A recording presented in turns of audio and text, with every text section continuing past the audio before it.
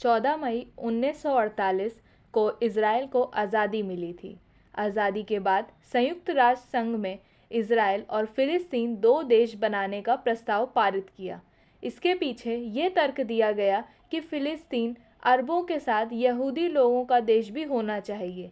जब इस मुद्दे को लेकर वोटिंग हुई तो ज़्यादातर वोट इज़राइल और फ़िलिस्तीन दो अलग देश बनाने के लिए पड़े, पर उस समय के तत्कालीन प्रधानमंत्री जवाहरलाल नेहरू इस बंटवारे के खिलाफ थे, इसलिए भारत ने इसके खिलाफ वोट किया।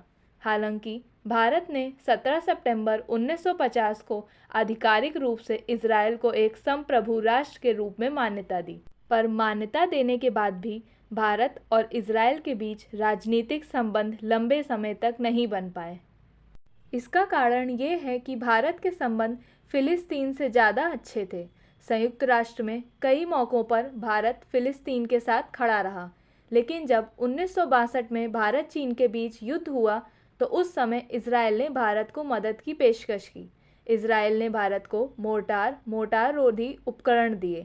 इसके अलावा 1965 और 1971 में पाकिस्तान के खिलाफ युद्ध में भी भारत को अरब देशों का साथ नहीं मिला, जबकि उनसे अच्छे संबंध थे, लेकिन उस समय भी इज़राइल ने भारत का साथ नहीं छोड़ा। सारे सैन्य साजो सामान उपलब्ध कराए, हालांकि इसके बाद भी राजनीतिक संबंध स्थापित नहीं हो सके थे। सन 1977 में एनडीए के कार्यकाल में दोस्ती बढ़ी। मोरारजी देसाई सरकार ने इज़राइल से बेहतर संबंध बनाने की कोशिश करी। उस समय इज़राइल के रक्षा मंत्री कई बार सीक्रेट भारत दौरे पर आए, लेकिन सही मायने में भारत के 1992 में इज़राइल के साथ राजनीतिक संबंध बहाल किए, जब पीवी नरसिम्हा राव देश के प्रधानमंत्री थे। कारगिल युद्ध में इज़राइल ने बहुत मदद करी भारत की। इज़राइल ऐसे कुछ देशों में है जिसने कारगिल सेक्टर में घुसपैठियों के खिलाफ रणनीति बनाने में भारत की मदद करी। उन्हें बॉर्डर पर कंट्रोल, काउंटर टेररिज्म और लिमिटेड वॉर में महारत हासिल है।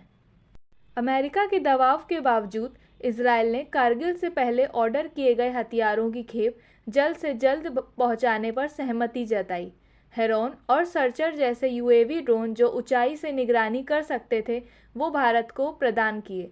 मिलिट्री सैटेलाइट से फोटोग्राफ भी उपलब्ध कराई। बोफोर्स फील्ड गन के लिए इज़राइल ने गोलियां मुहैया करवाईं।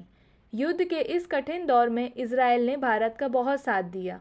इसके बाद ये दोस्ती एनडीए यानी अटल जी के कार्यकाल में बढ़ना शुरू हुई। 2003 में पहली बार भारतीय विदेश मंत्री जसवंत सिंह इज़राइल दौरे पर गए। उसके बाद प्रणब मुखर्जी गए और वे इज़राइल जाने वाले देश के पहले राष्ट्रपति बने। साल 2017 में पीएम नरेंद्र मोदी इज़राइल दौरे पर गए और वे भारत के पहले प्रधानमंत्री बने, और इस तरह दोनों देशों के बीच संबंध समय के साथ गहरे और मजबूत हुए।